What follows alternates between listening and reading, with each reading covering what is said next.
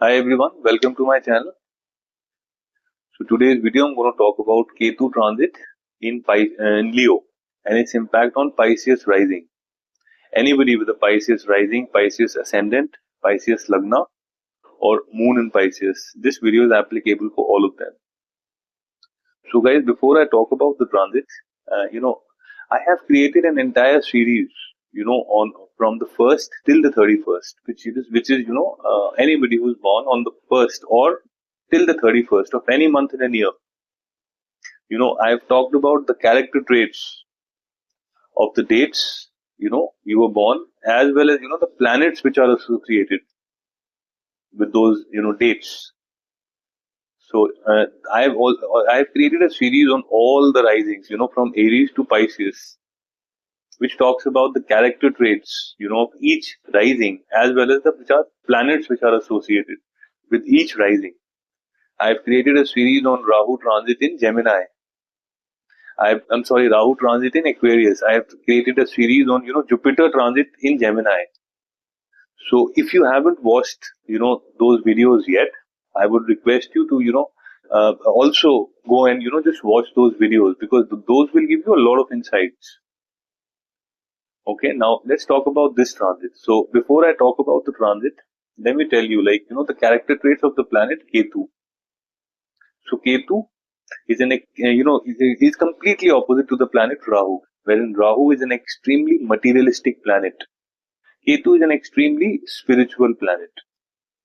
Rahu is the planet which is responsible for illusion. Rahu creates illusions around us. Ketu creates disillusions.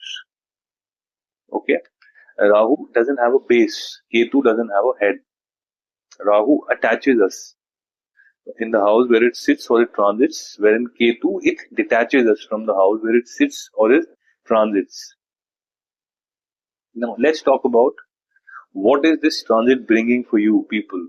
This particular transit of Ketu that happened on the 18th of May, that would remain for the next 1.5 years. Now, Ketu is a malefic planet, and 6th house is a malefic house. So, when a malefic planet enters into a malefic house, it produces excellent results. It produces good results. Malefic and malefic becomes benefic. So this way it's going to be an excellent transit for you. So what are the areas that 6th house represents? So 6th house is the house of your disease. Okay, your health problems. 6th house is the house of your debt. 6th house is the house of your enemies, your competition, your legal cases, your daily work routine. Okay. So a planet like Ketu, it's going to come and, it's going to cut all these, hurdles, all these problems in your life. That's where it's going to be beneficial. Now let me just talk about on each point one by one. So the first thing is about your health.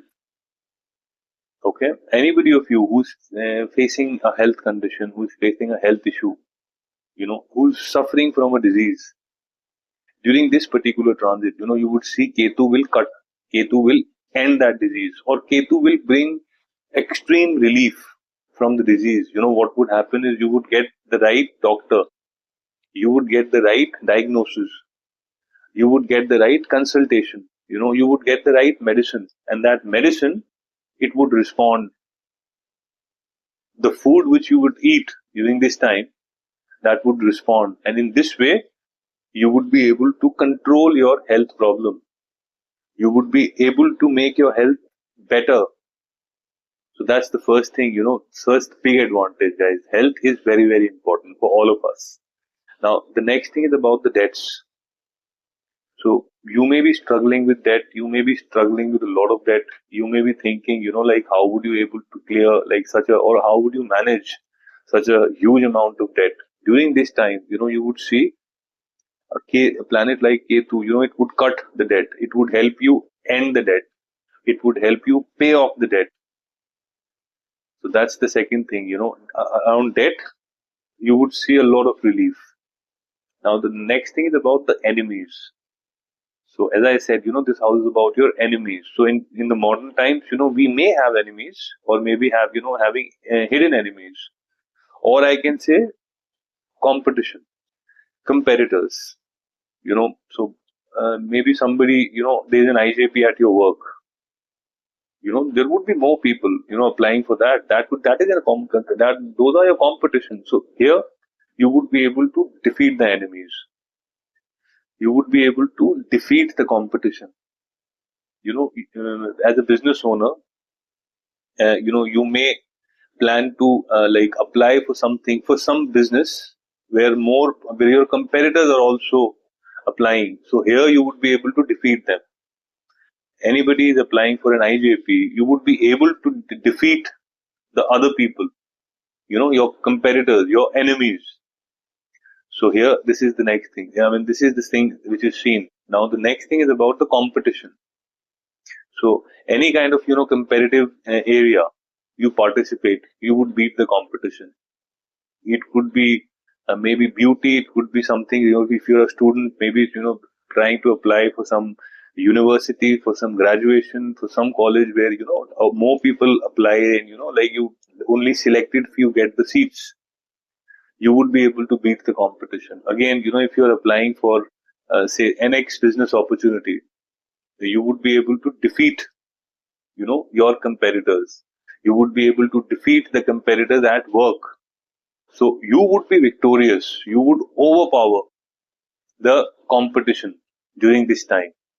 Now, the next thing is about the daily, daily work schedule, daily work routine, daily routine. So this is also the house of daily routine.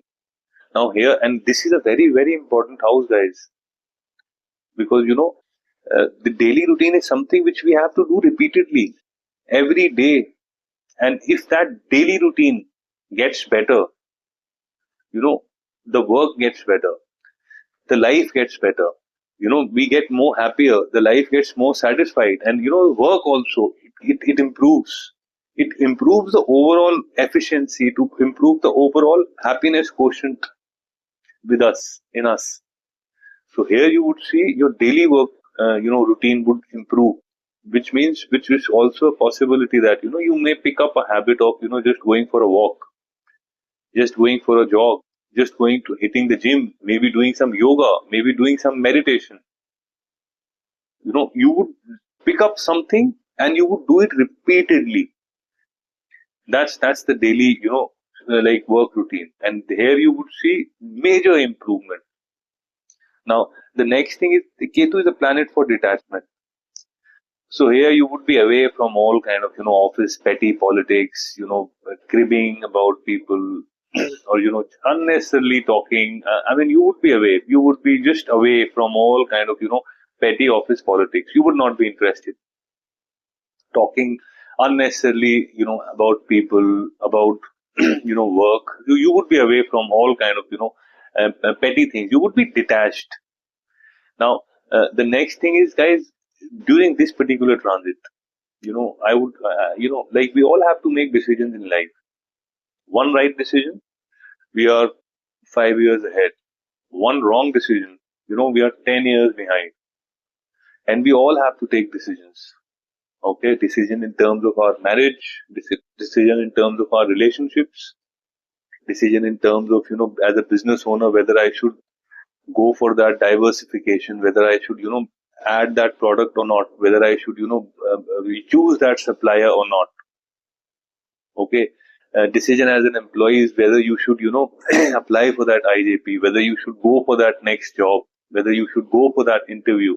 I mean, every day we have to take decisions, and those decisions are completely based on, right or wrong. And we all make wrong decisions also.